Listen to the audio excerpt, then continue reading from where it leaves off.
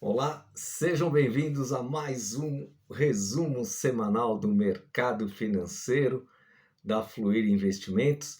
Meu nome é Renato Torquato, sou economista, consultor e professor pela Fluir. Peço também que, caso você esteja nos assistindo, se inscreva no canal, ative o sininho, deixe seus comentários, um like para que este início cada vez seja mais fortalecido pelas suas opiniões, pelas suas dicas e que este resumo semanal do mercado financeiro fale diretamente com você, numa linguagem prática, acessível, sem muito economês e mais cuidando das nossas finanças pessoais. Vamos começar pela nossa semana pela Bolsa de Valores, como habitualmente estamos fazendo, dando um resumo do que aconteceu na Bolsa nesta semana. E eu trouxe aqui um dado da consultoria Austin Rate, antes de nós começarmos a tratar da questão dos indicadores da semana, sobre um estudo que ela fez do período de dezembro de 2020 até novembro de 2021 sobre o desempenho da Bolsa e analisando 79 países. E o nosso caso, nós tivemos um resultado aí não muito alentador. Ficamos no segundo pior desempenho da Bolsa de Valores entre estes 79 países na análise. O que nos chama atenção, de um lado, você pode verificar isso de uma forma caótica, ou seja, a bolsa não é mais um investimento, a bolsa não é mais uma forma de investir consciente, ou você pode ter uma análise do seguinte: espera aí, deixa eu olhar as empresas, nós temos quase 400 empresas de capital aberto na bolsa, e essas empresas existem, elas têm a sua gestão empresarial, a sua governança corporativa, as suas estratégias, ela tem funcionários, ela tem um conglomerado, muitas vezes um corpo de pessoas envolvidas no processo para fazer um bom marketing, tem relação com investidores, cada um no seu setor. Estas empresas são reais. E neste caso, fica a pergunta, o porquê nós não investiríamos neste perfil de empresa de capital aberto? Quais são os argumentos, né? Então, do nosso lado como investidor, você precisa realmente pesquisar boas fontes, analisar os fundamentos daquela empresa e ter a clareza que aquela empresa ela tem a sua perenidade nos negócios, aquilo que você está buscando. Então, uma boa governança corporativa, que esta empresa você tenha a tranquilidade de saber que, se você não buscar mais nenhuma informação dela para os próximos 5 anos, que ela continuará existindo, que ela continuará sendo inovadora, ganhando mais market share, ganhando mais oportunidades de mercado, expandindo seus negócios, investindo fortemente na sua infraestrutura, em tecnologia. Este é o olhar que nós precisamos ter das empresas de capital aberto. Elas não estão lá concorrendo simplesmente com outros investimentos, com criptomoedas, com investimentos em metais, com ETFs. Não, elas têm um fundamento delas existirem ali, uma razão por elas existirem. Então, neste caso, se você investe na Bolsa de Valores, tem o desejo de investir na Bolsa de Valores, este é o momento que vale a sua reflexão. Será que não é o momento de comprar bons papéis a um preço que está muito barato, muito em conta? E esta mesma sensação nós tivemos o ano passado, no início da pandemia. Quando foi março do ano passado, quando nós tivemos 6 circuit breakers, com quedas ali sucessivas nos papéis, dava a impressão para um investidor, um novo investidor, que aquilo era o caos, o cenário do caos, o cenário do fim do mundo. E não tinha nada a ver. Nós estávamos passando ali uma questão que todo e qualquer investidor no planeta estava passando ao investir no mercado de ações. E olha o que aconteceu depois com vários papéis, com vários fundos de investimento, vários FIAs, né, fundos de investimento em ações. olha o desempenho que aconteceu com vários papéis, e aí dá o arrependimento.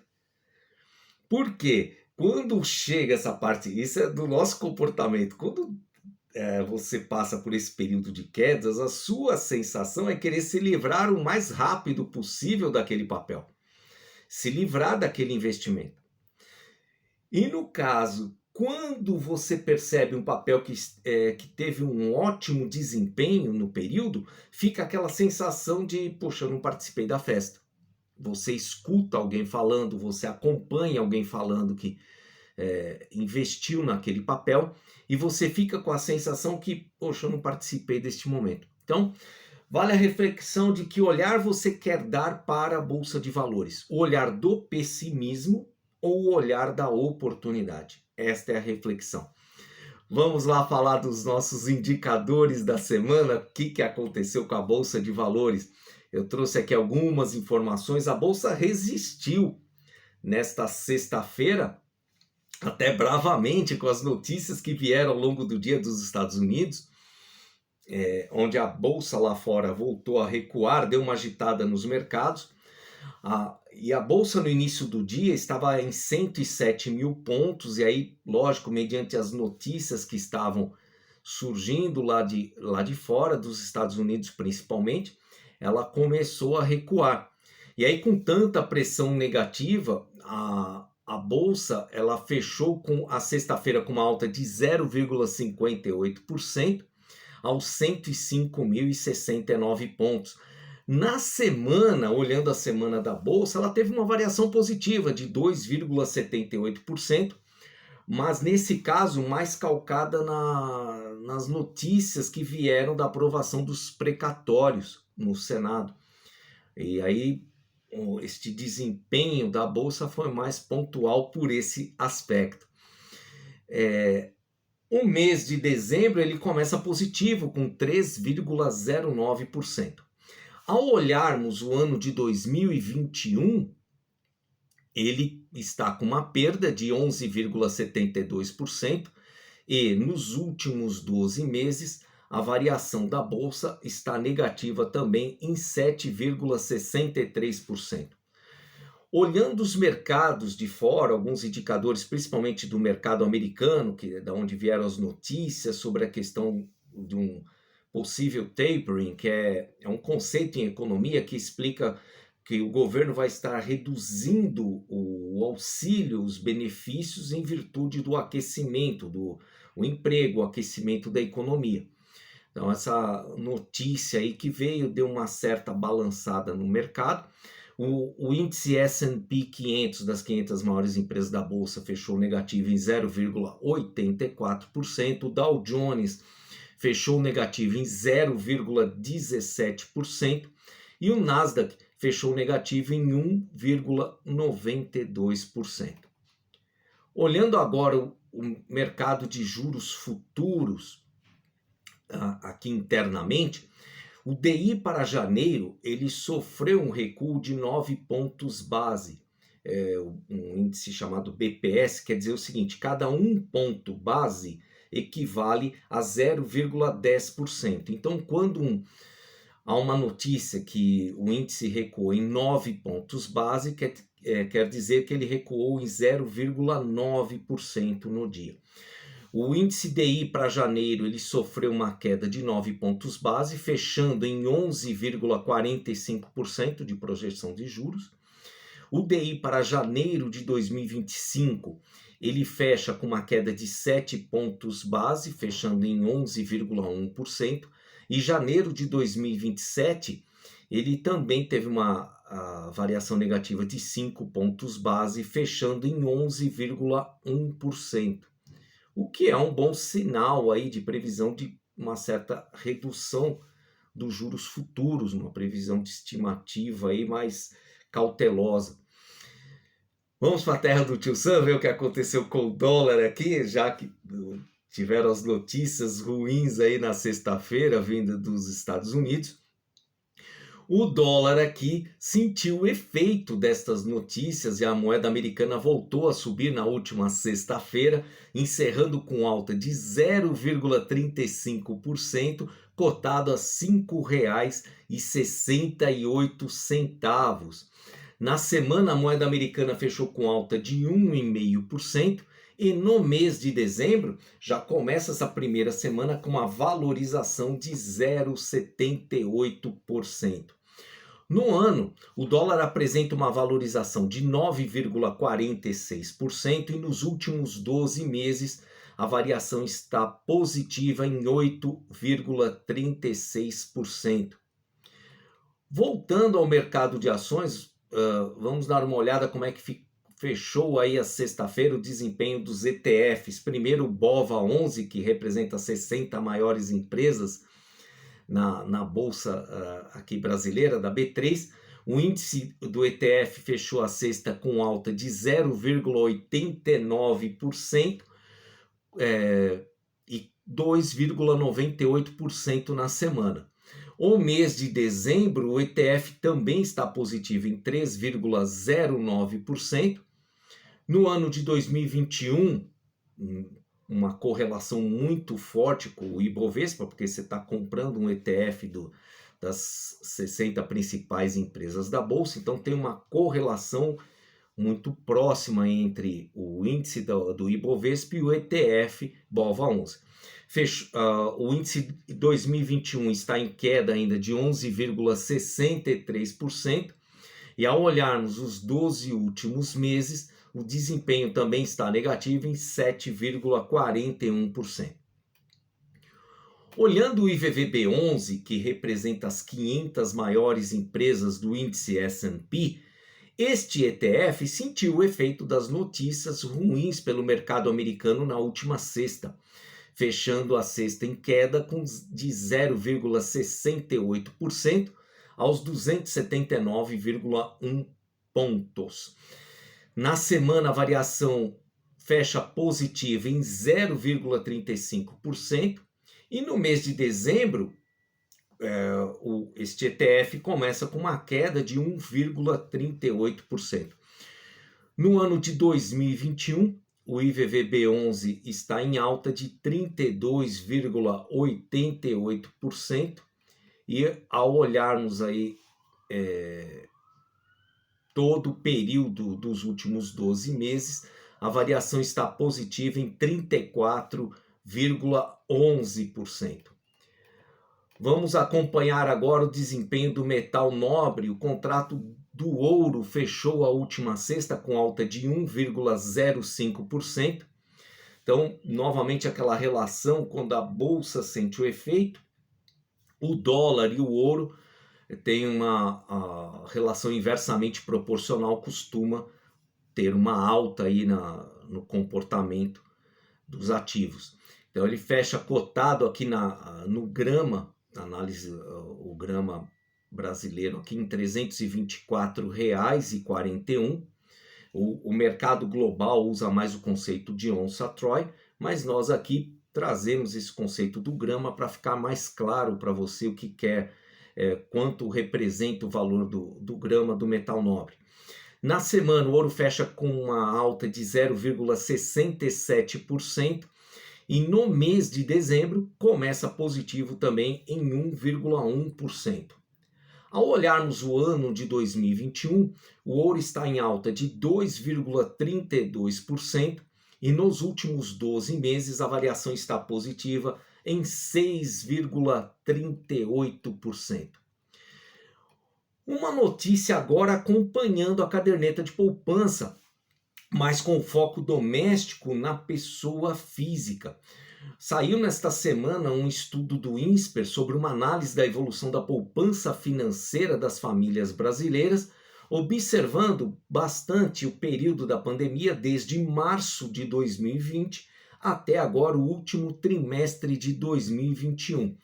E uma surpresa, o valor acumulado da poupança atinge neste período o total de 500 bilhões de reais, a carteira da pessoa física, e equivalentes aí a 6,7% do PIB, terminando aí essa análise do trimestre.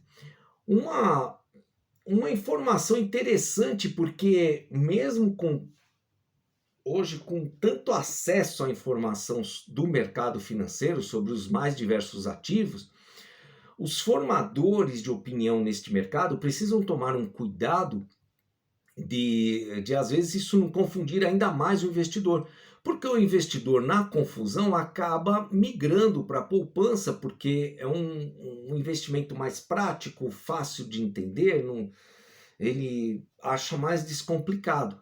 E nós usamos tantas siglas no mercado financeiro.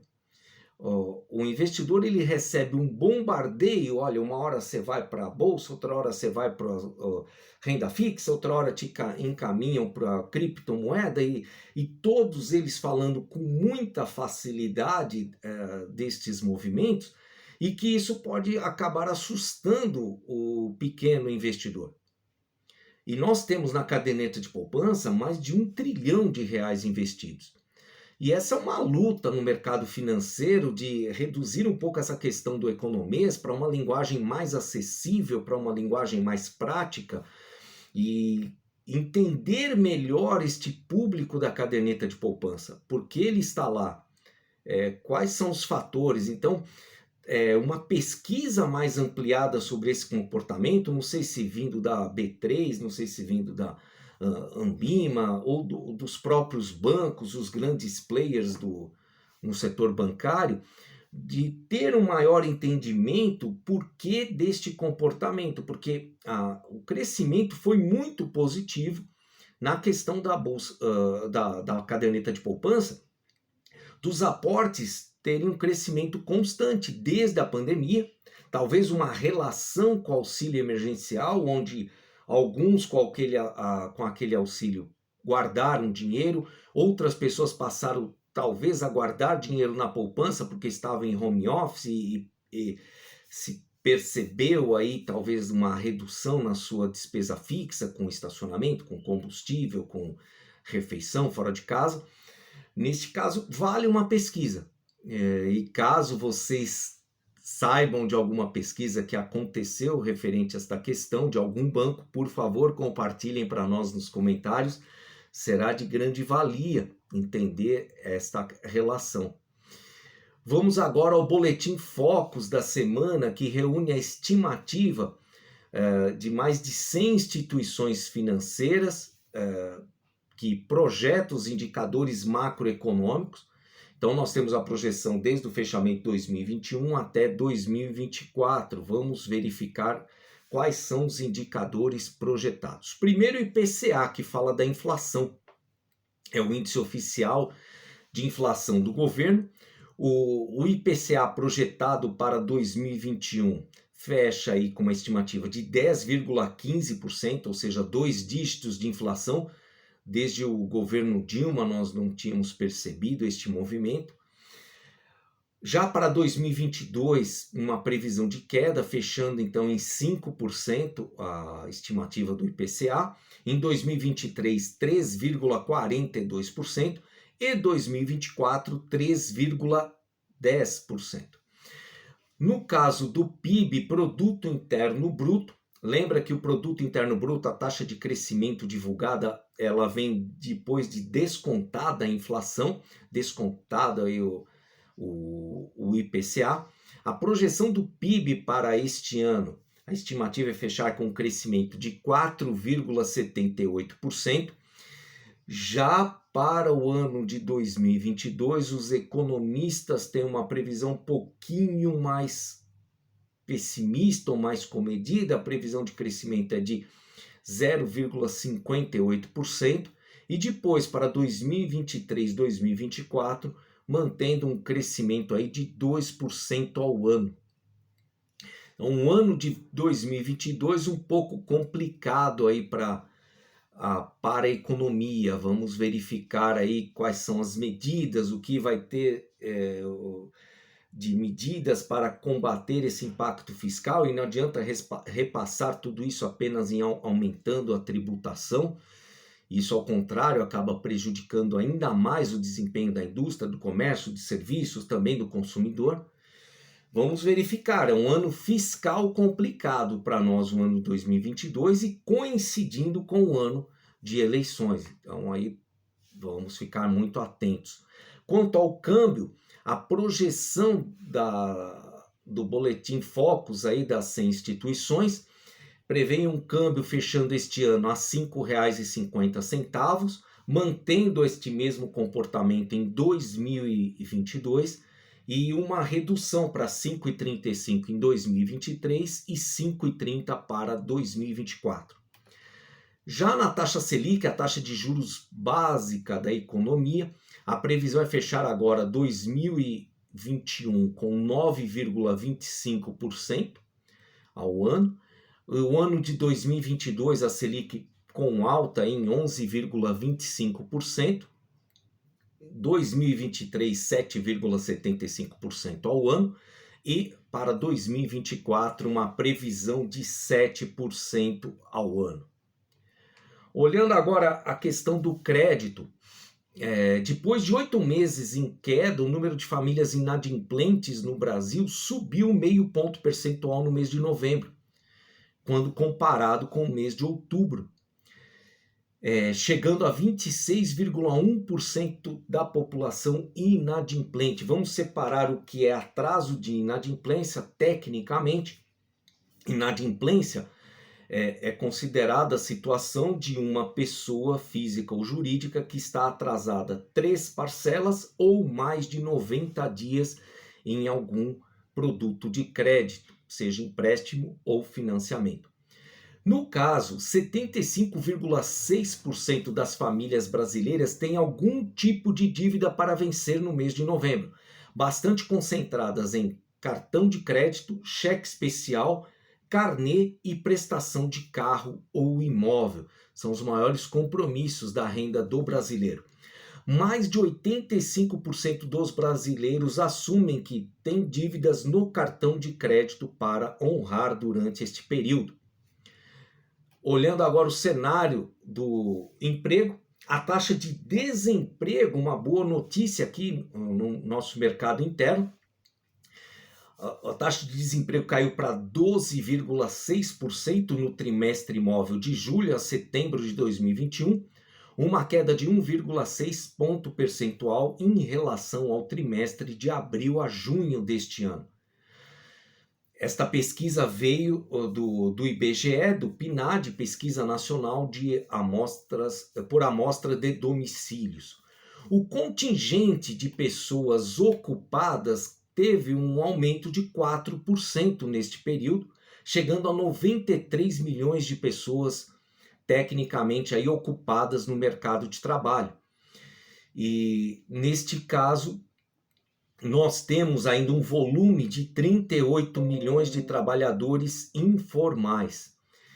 Mesmo com este número, o volume ainda de pessoas à procura de emprego para reingressar ou ingressar agora no mercado de trabalho está em 13 milhões e meio de pessoas. Nós temos então um volume de emprego informal muito alto, 38 milhões e mais um contingente de 13 milhões e meio de pessoas aí à procura de emprego, ingresso no mercado de trabalho.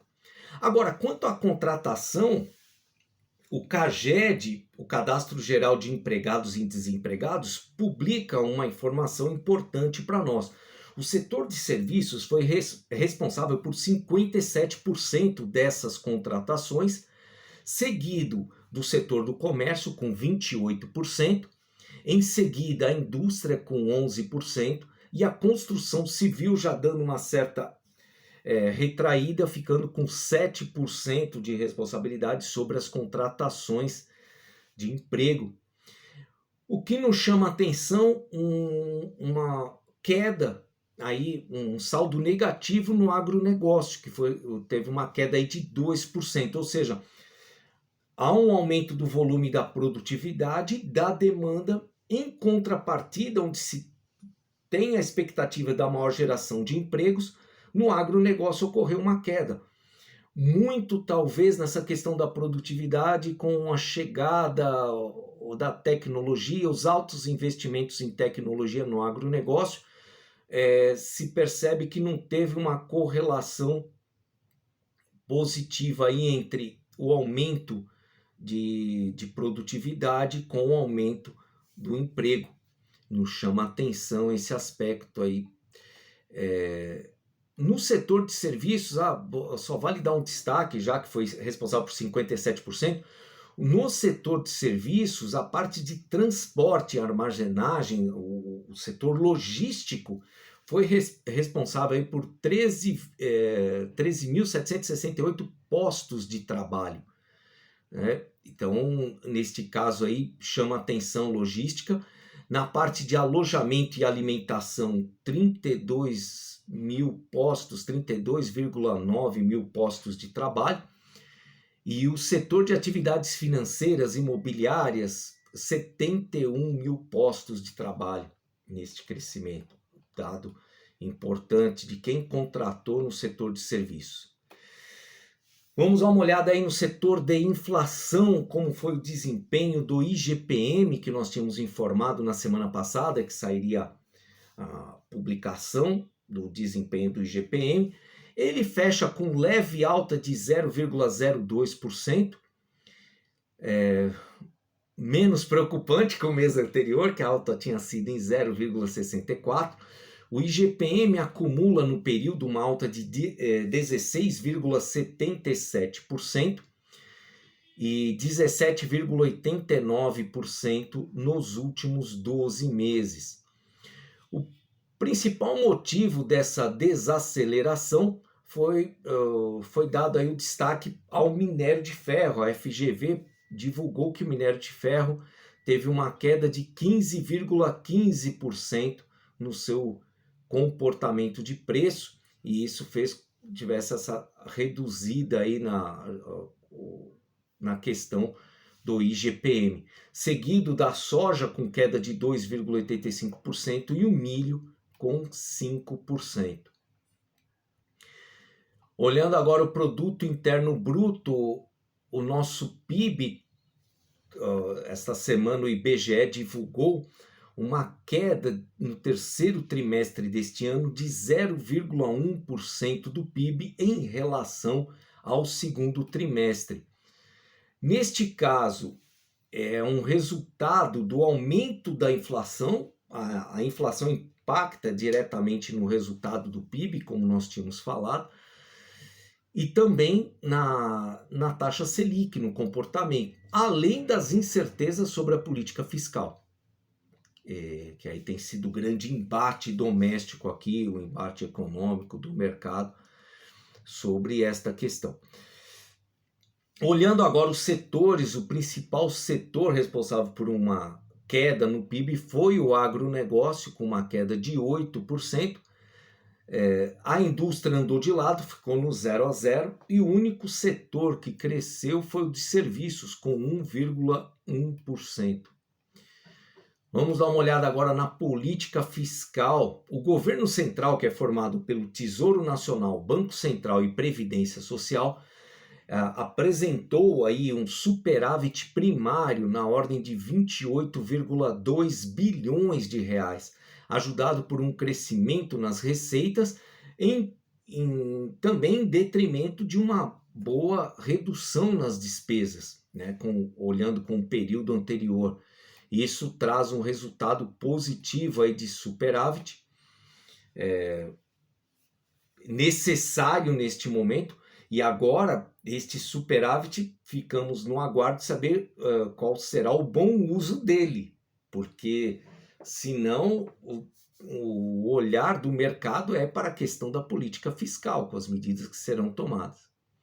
Então vamos acompanhar.